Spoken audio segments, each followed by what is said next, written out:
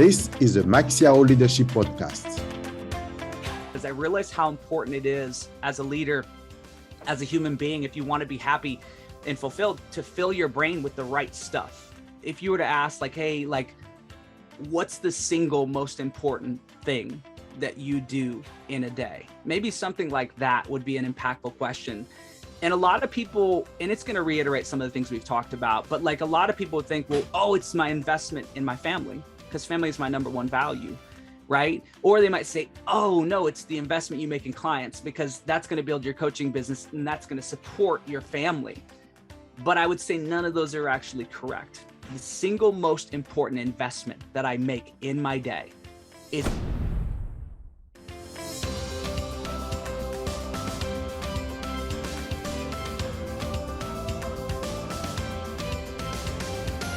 Welcome to the Maxiao Leadership Podcast. My guest today is one of my favorite author, Coyte Cooper. Welcome, Coyte, to our show. Thank you. Thanks for having me. It's really neat to get a chance to be one of your guests. I truly appreciate it. No, thank you very much. It's something that I've wanted to do for a long time, and when I thought about the idea of going on a podcast, I could imagine all sorts of reasons why not to do it. And when I came across your book, Flip, it got to me that I need to flip some of the thinking that I was having, some of the reason why I thought I wasn't maybe the right person to do it, or I wasn't sure that I would be able to attract people to come on the show. And so thank you very much for the good reason that you part in your book, Flip. Well, thank you. Thanks for reading it. And so glad it was useful for you. Excellent. So before we dive into the content of today, would you mind introducing yourself to our audience? Yeah, like I said, my name's Coyte, and I am from the United States. I was born in Alaska, actually. And my mom had a very, very big family. She had 19 brothers and sisters, and they adopted 4 more. So I literally have hundreds of cousins and family members in Alaska. My dad was a commercial fisherman up there. So my mom and dad met up there. And the reason I bring that up is a lot of my childhood, I used to spend working on a boat, and that's a very, very challenging job. And so I think I learned some discipline, some leadership from my dad, who was a very, very good leader on his boat. But when I was really young, school, it was really important that I worked hard in school, but I also really gravitated towards athletics. And when I was young, I was a little bit crazy though. I would do crazy stuff. I would ride my bike off of jumps, and I would crack my head open. And I just had a little bit too much risk taking in me and wanted to try things out. And so I went to the emergency room one too many times. And my neighbors said, hey, why don't you get him started in wrestling? And so I started wrestling when I was 5 years old. And that was really good for me because it helped channel my energy. And I love just kind of the one-on-one of wrestling. And I love the sports. And so I did not only wrestling, I did basketball, American football. I did football as well. I did a lot of different sports and loved all that. And but I kept excelling in wrestling. I think my body size and things like that. And very fortunate to have great coaches, and won some national titles, some state titles, and had a chance to go to college, and went to college and had a good career in college. But when I got done, I had thought I was going to be a teacher, like at the high school kind of level. And for some reason, I had an urge to keep going back to school. And so I went on and decided I would go get my PhD. And I won't take too long on this. I'll speed it up a little bit, but I got my PhD and I became a college professor. And I really enjoyed that. And just, you'll know this as a part of the book. I won't go all the way into the details of the story, but I had a pretty challenging situation for me. Kind of out of nowhere, I was an assistant professor in sport administration at the University of North Carolina at Chapel Hill, and really, really worked hard and did everything I could, and was told I was doing the right things. And then in my last year, I got denied tenure, which meant I had lost my job. And that was a very, very challenging time for me. I had a lot of negative thoughts. I had a lot of emotions. I had a lot of challenges. And since then, I've learned with COVID and everything going on, they're very similar emotions that people are experiencing: frustration, overwhelm, some helplessness, just like that. And yet in the middle of it, this is where the transition takes place. In the middle of that struggle, I wish I could tell you it was from a more profound place, but it was on Facebook scrolling one day. And I came upon a video from Robin Sharma. Robin Sharma is a very awesome thought leader, works with Fortune 500 companies. You know that. The Monk Who Sold His Ferrari is a great book. Leader Without a Title is a great book. And he was talking about the importance of reading. And he talked about leaders are readers. And if you'll just flood your brain with the right things, he said it will literally change your life. And he's a big believer in rising early. And he said, man, if you'll just get up at 5 a.m. and read the right books, it'll change your life. And I was like, I'm not doing that great right now. I'm really struggling from this decision. My mind is all over the place. And I said, hey, I'm going to give this a shot. I'm going to start waking up at 5 a.m. every single morning. And I'm kind of stubborn. And so I was like, I'm going to do this. And so 2 things happened, though. I started to wake up every morning. 2 things happened. Number one, I started to work that, and it was good. But like every day, I would come home in the afternoon from a day of work, and I was supposed to be playing with my kids, and I would fall asleep on my rug.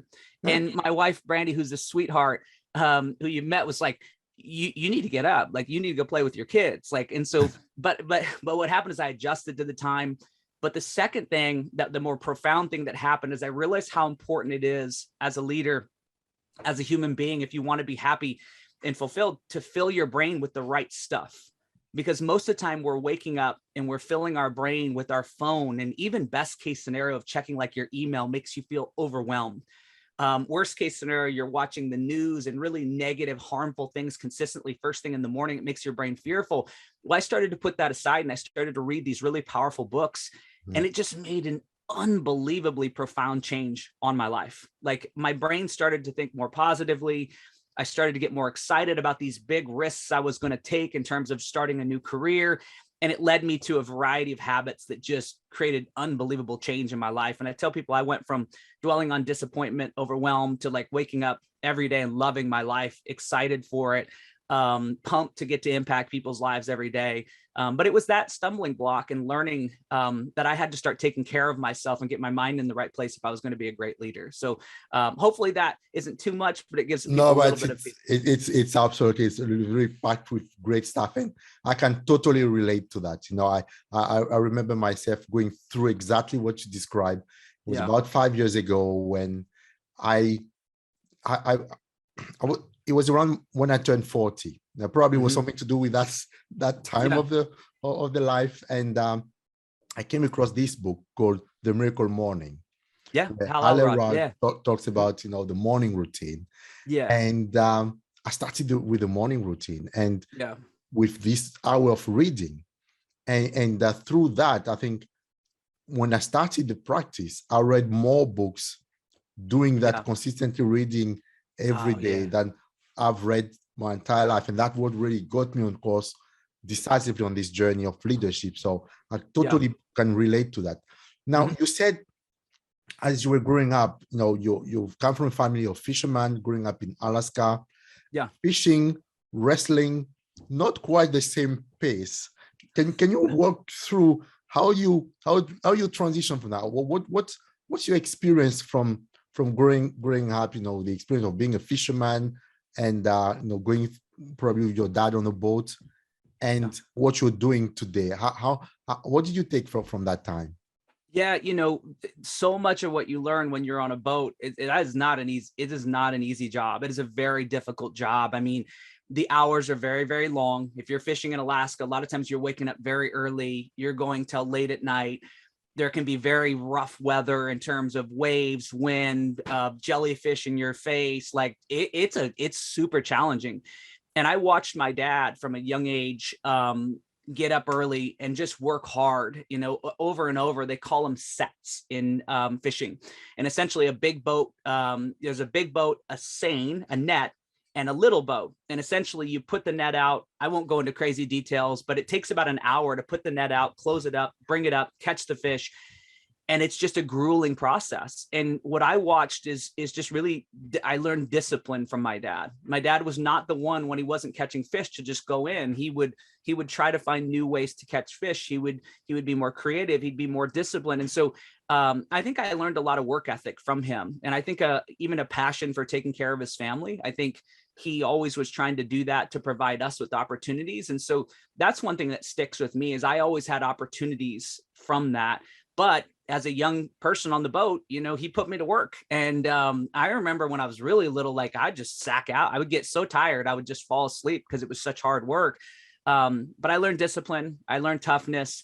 Very much translatable for sure to wrestling. Wrestling, when I got into wrestling, I was fishing, and then I was going into wrestling. Wrestling is very much a disciplined, hard, difficult sport.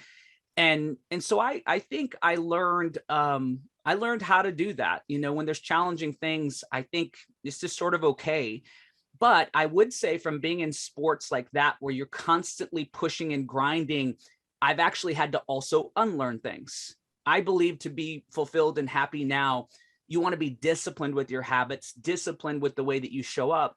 But I believe you also have to find pockets to rest your brain. You have to find pockets to do the things that you love, to make time for family. And so I learned amazing lessons that set me up today in terms of, I don't have a problem showing up and working habits. It's just, it was kind of ingrained in me, but I have had to learn how to just chill, how to take breaks. Like that has been more difficult for me than anything, but I'm a better leader and a performer now from learning that. But that life, though, I'm super grateful for it, because to learn how to work, I don't know that in our society, it's often taught now to show up and be willing to continue to show up for something that matters to you. And even being a parent or a coach,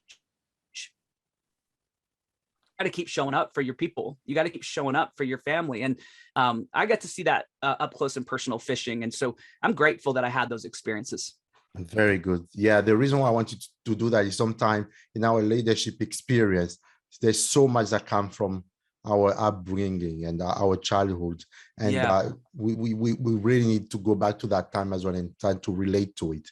And this podcast is about leadership, and it's for leaders, whether they are C-suite executive or entrepreneur or in any other professions. What's your definition of leadership?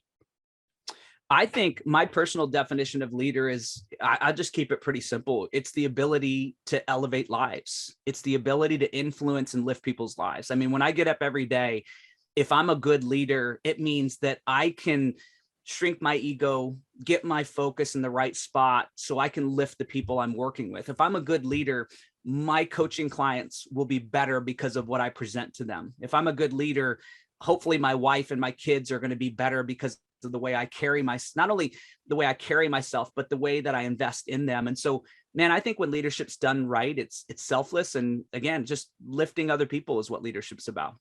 Very good.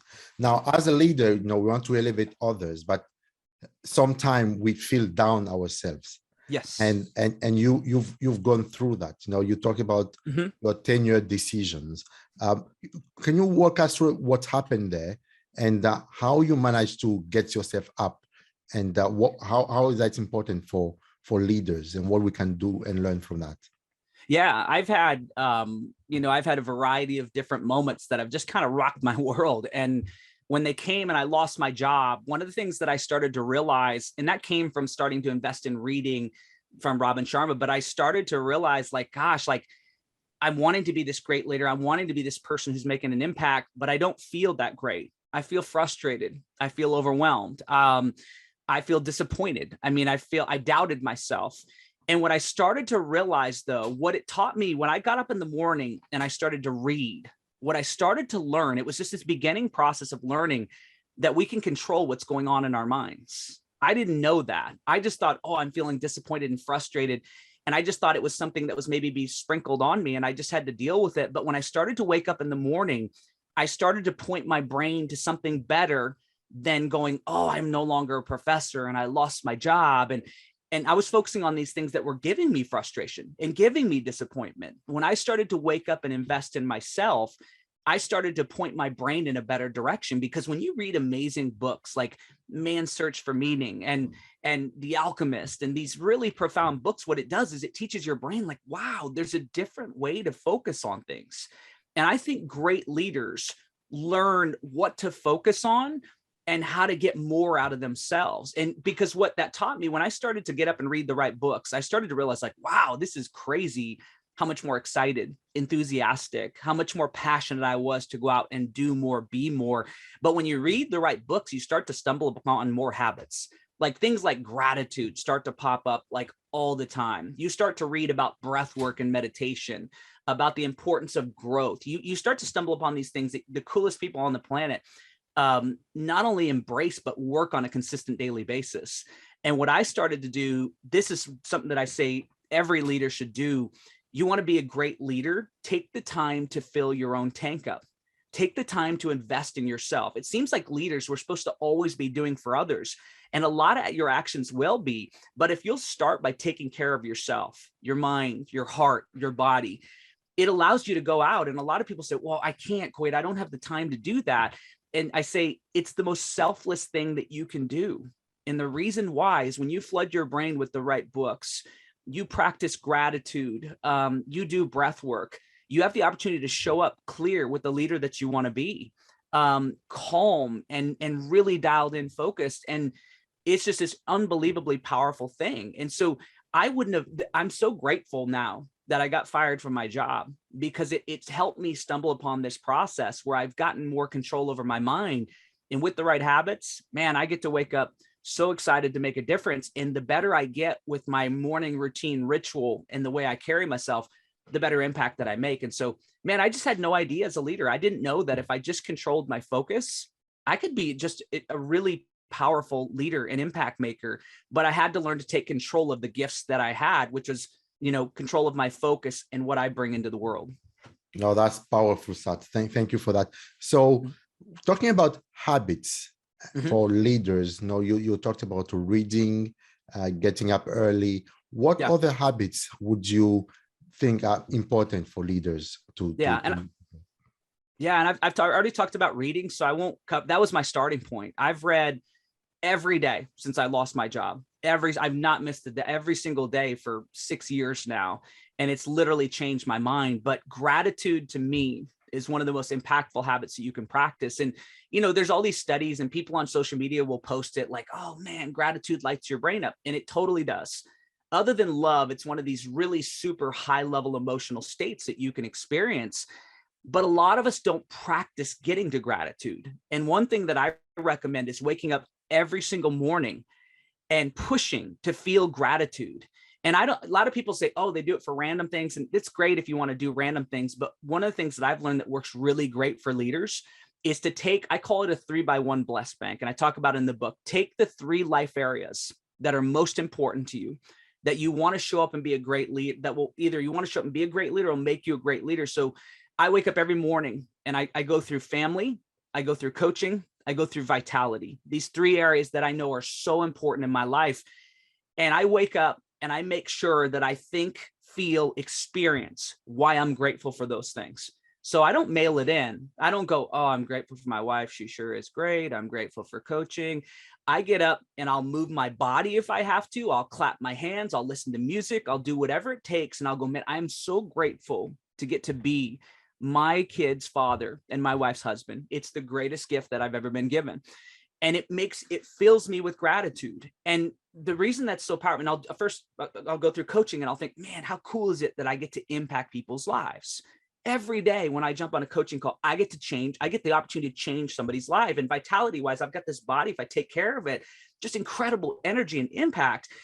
And the reason that's so important, like, do I want to feel better? Sure, I want to feel better. But most leaders don't even realize this. When you walk into your day, the way you see it matters so much. And if you're a coach and you're walking in, you're going, oh man, I've got 7 coaching calls. It sure is going to be a grind.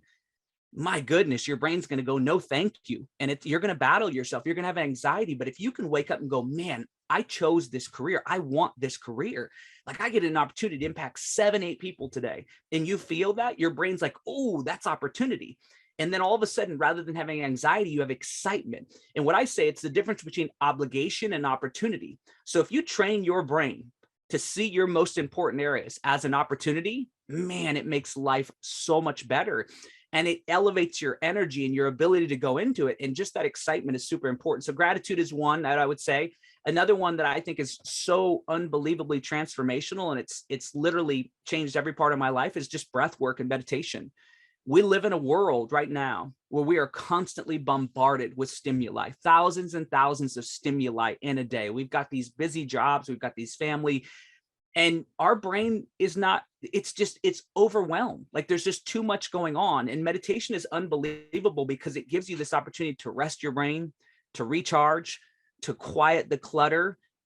When that self-doubt comes, it gives you this capacity to go, you know what, when you notice your brain going, oh, who are you to do this? You can go, no, you stay out here. Instead, I'm going to focus on my breath. I'm going to focus on gratitude, making an impact. It gives you just this power. And so I think meditation, I mean, we could talk about that for a whole hour by itself, but I think that has been so powerful. But, you know, things like a lot of people would think, you know, goals are super important, things like that, you know, making sure that you know the things that you're really, really passionate about. Exercise, drinking the right water, sleeping. If you're an energy person, there's a lot of them. And so there's more I could talk about, but those are off the top of my head, super important. My wife and I are really emphasizing, as a leader, if you want to impact people, you got to have energy. I mean, you've got to have the ability to feel good and to be able to drive. And what I always remind myself, be a charger for the people around you. Well, if I'm going to be a charger, I can't put sludge into my body every day. I can't burn it and not sleep. And so we really emphasize sleeping right, drinking water, eating the right foods so I can stay charged for my people. No, absolutely. And you come across very, very energetic every time I see you, Coyte. So that's very important. Now, you know, we come out of 2 years of COVID and the lockdown, and we are heading toward recession. There's a lot of difficulty for a lot of people. So leaders have to deal with a very changing environment. You know, everything has been changing all the time. So the pressure is there. And when you talk about, you know, meditation, where that's so important. Yeah. And yet people might find it difficult to find time to allocate to that need for well-being. Yeah. What's your secret to be able to find that space in the middle of everything that we are going through at the moment? Well, I think one of the secrets is really acknowledging just how important and how critical and how essential it is. You know, when I look at meditation and I'm wanting to establish a habit, the first thing I look at is going, I got to do this. Like, it's so important to me. But one of the things, let me just jump through. One of the strategies that I teach right now that I'm super excited about is if somebody is listening right now and they go, man, like, Coyte, I would love to do meditation. It sounds great, but I don't have time. One of the things, first thing I would say, and this might make somebody mad, but I would say, let me see your phone. Let me see your phone usage, because we'll see. Because if you're using your phone for 2, 3, 4, 5 hours a day and you can't make time for meditation, then maybe it's just not important enough. But if it is important enough, one of the things, the first things that I do with a client is I don't want them to do it because I tell them they should. I tell them, say, you're intrigued, right? And they'll go, yeah, I'm intrigued. And I say, here's what I want you to do. I call it priming. Okay. I call these things the 3 Ps. First thing you got to do is go out and research all the benefits of it. And if you really are serious about it, you can look at what are the costs. If I change nothing, right? If I go about my behavior right now, what's the cost of that? And with most people, overwhelmed with stress, completely worn down, don't have the energy that they want, anxiety that makes them less than ideal in all their roles. If you can look at that and go, the cost is that I got to stick with this. And your brain's like, I can't stick with this. I do not want to stay where I'm at.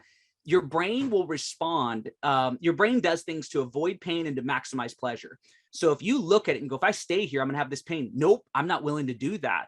Then what I say is go over to meditation, go research the benefits of it. It is not hard to see. And one of my starting points next was when I was reading Tim Ferriss's Tools of Titans. He was interviewing and saying, hey, what are the most important habits that you work? And I kept hearing like meditation, transcendental meditation. I was like, son of a gun, like I need to do this. Like, this is crazy. Like, these are the coolest people on the planet. They all say meditation is the most impactful thing. That was pleasure to my brain. And then I went and I researched all the benefits of meditation. And it's like, oh, reduce stress, sick less, higher energy, ability to focus, ability to control against self-doubt and all the clutter in our minds, to be able to quiet. Like, there's so many benefits. And I'm a proponent of like going, oh my goodness, if I work this, I can do that.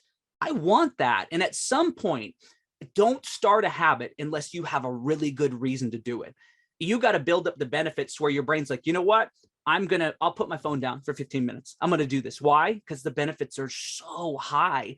So what I work with coaching clients is getting super excited about their habits to the point where they know if they do this, it's going to change their life, because psychology is super important.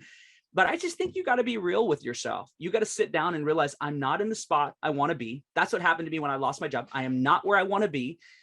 I need to find a solution. And if there's a solution and you really believe in it, you just got to reorganize parts of your life. You got to put your phone down.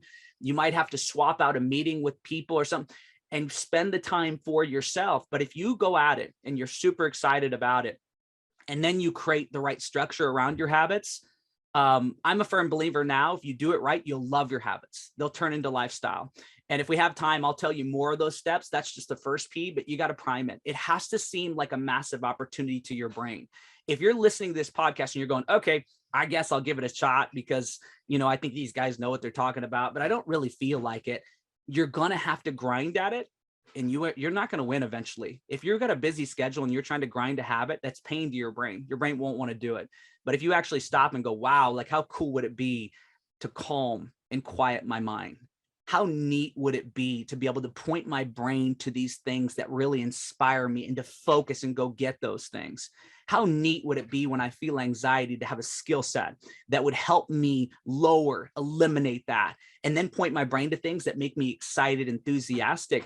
Once you start to see that and you're clear with it to your brain, I think you'll have a great shot of making it happen. So hopefully I answered your question. I get excited about this. Absolutely. That's really great. So that was the first P, priming. First P. What are the other P?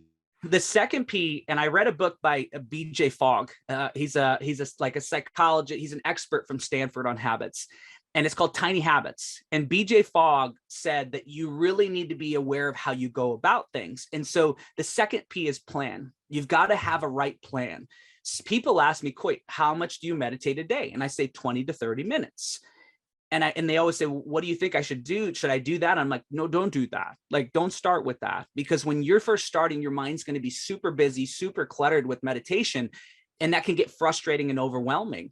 And so what BJ Fogg says is you want to create a plan that is manageable, one that you can succeed at, right? Not the one that's going to overwhelm you. And he says with a thing like meditation, what you'd want to do is say, what's a version that could excite you that you could be effective at? So like even 10 breaths. Could you start your day by putting your feet down and taking 10 deep breaths to center your emotions, to get yourself calm? Could you do it for 5 minutes? That's what I do with my clients, is say, are you excited about 5 minutes? Do you think you can do it? Are you sure you can do it? You want to do it? And they're like, yes. Once we know, then we can have that plan of saying, okay, I'm going to do the 5 minutes. It's going to be the first part of the day. I'm going to do it right after I do this. You can create a really plan that locks it in and maximizes your chance of success. So 2 is plan. And last thing I'll say about plan is, like, a lot of people do this with like exercise. They'll go, oh man, I'm going to get in amazing shape and I'm going to rock it out. And then they go to like a CrossFit class. Like, they're out of shape and they go to a CrossFit class and it's so miserable. They're so sore. Their body hurts. They've got headaches. That's massive pain to your brain. And so meanwhile, your brain's going, I don't want to do this anymore. And so really what's going to happen is, as soon as your brain can get out of it. But if you're going into exercising and you're really not in great shape, can you go walk around the 2 blocks? Can you do that? Can you create something where you can walk 2 blocks and then 4 blocks and then build up a plan that allows you to succeed? So that's the second P. The third P is one of the funnest things that I coach people on, and I love it. And what happens with most people, one of the biggest reasons they fail at habits like a meditation, is they'll go out, they'll be excited about it, they'll create their plan, and they're like, man, I'm going to do it for 5 minutes every single morning. I'm ready. I'm going to have my coffee. Whatever. They get it set up, and then they'll go and they'll do it really well for like 5 days, 7 days, 14 days, 21 days. And they'll literally say nothing to their brain. No feedback whatsoever. Just supposed to do it. That's what we're supposed to do. And then guess what happens? Day 21, they miss and they jump all over themselves. I always do this. It's a disappointment. I'm frustrated. It's taught a lot in society. And what I teach people is going, hey, whoa. No. Let's do this a different way. And I teach people, the moment you finish the first day, you got to learn to celebrate. Okay. I call it celebrating and crediting. So you finish meditation the first day, you got to find out a way that you love celebrating. I myself am a clap sort of flex person. Not a very like strong flex, but a flex person or a pump my fist person. When I go through a habit and I do it the first day, I'll go, yeah, pump my fist and go, yep, that's it. And I'll go, that's it. That's a step towards becoming the calm, centered leader that I want to be. And I'll move my body and I'll feel that. And the reason why is I want to condition pleasure with my habit. When I fall short, I do not beat myself up. I stay curious and I say, how do I get back to the next day? I get to the next day, man, I get funky and I celebrate again. And what I want is I want my brain to love that habit. This is a world-class change your life habit. At some point, your brain is going to quiet.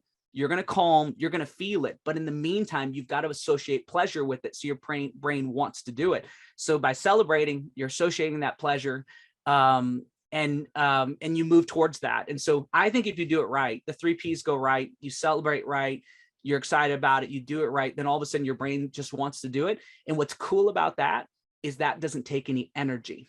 And now all of a sudden you got a habit that as a leader will charge you up every single morning. Your brain will just want to do it. And then it charges you up. That to me is so cool as a leader. You do things like gratitude and meditation and they take no effort. Oh man, that's magic for leaders. Wow, that's so powerful. The 3 Ps, priming, plan, and pleasure. Yep. And I can see really practical application to that, to creating any habits and really developing in any area of leadership. Yeah. And one thing that was really cool to me recently, I was listening to Tony Robbins, and it was one of his live events, and he was talking about influence, how important it is for leaders and people to be able to create a positive influence. And he said that when you're trying to influence a person, and hopefully it's for the right reasons, 8% of what it's your words, what you say. So if I say, Max, you should do gratitude, it's a really powerful habit. You're going to go, okay, Coyte, since I know you maybe, but that didn't sound very convincing. And the reason why 38% is your tone in your voice and the way that you say it. So if I say, Max, like, man, like this habit is so powerful, you should give it a shot. You might go, okay, I know Coyte, plus the way he's saying it, that's kind of believable. But what people can't see on this podcast, but maybe they can through energy, is that the largest part of influence, 55%, is your physiology. It's how you move your body. It's your facial expression. It's all of that. And so if I go, Max, like, dude, like meditation will like literally change your life, man. We got to get you going. And you feel that and you believe me and you can see me because we're talking on Zoom. But that maximizes our chance of influence. So you're going, Coyte, what does this have to do with habits? Well, listen, if you're sitting down with yourself and you're wanting to master a habit, imagine that you're trying to convince somebody inside of your brain to do that. And if you show up and you're like, okay, I guess we got to do this meditation thing. Your brain's like, no, we're not doing, that's just not happening. Right. Because you have to influence it because it takes some initial energy. And so when I'm saying celebrate, credit, be excited at the beginning, we're trying to influence ourselves to take on one of the most powerful habits on the planet. So when you go at it, you got to go at it with your, you got to use the right words. You got to use the right tone. You got to use the right body language. And when you come at it, you go, man, I'm so excited. This is about to be a life-changing habit. And then you follow through and you clap and you celebrate and you get excited, which is not normal in our society. But when you learn to do that, you're using all of those to create influence. And then your brain doesn't go, oh, womp, womp, I'm going to go to social media and get my dopamine hit. You're providing it around things that will enhance your life. So it was cool hearing Tony Robbins talk about that because I was like, man, that's exactly when you're trying to influence yourself. Now, if you influence yourself with the most positive habits on the planet, you're basically creating a bank, this bank of investment in yourself. And the better you get at it, the more you're going to be able to influence and impact others. And so that's what's really cool. Work it with yourself. And then all of a sudden you can go out authentically and share it with others. No, that's so powerful. That's really, really great. Look, I wish we had so much more time for us here because it's so great a conversation. As we getting toward the end of our time here today, what question do you wish I had asked you? I asked this question because I'm sure you attend a lot of events, you get to share a lot, you get a lot of questions from your clients. But maybe there's one question that you wish people ask you. That's a good one. I've never, you're going to trick some people with that one. I don't know, like, maybe like, you know, if you were to ask like, hey, like, what's the single most important thing that you do in a day? Maybe something like that would be an impactful question. And a lot of people, and it's going to reiterate some of the things we've talked about, but like a lot of people would think, well, oh, it's my investment in my family because family is my number one value, right? Or they might say, oh, no, it's the investment you make in clients because that's going to build your coaching business and that's going to support your family.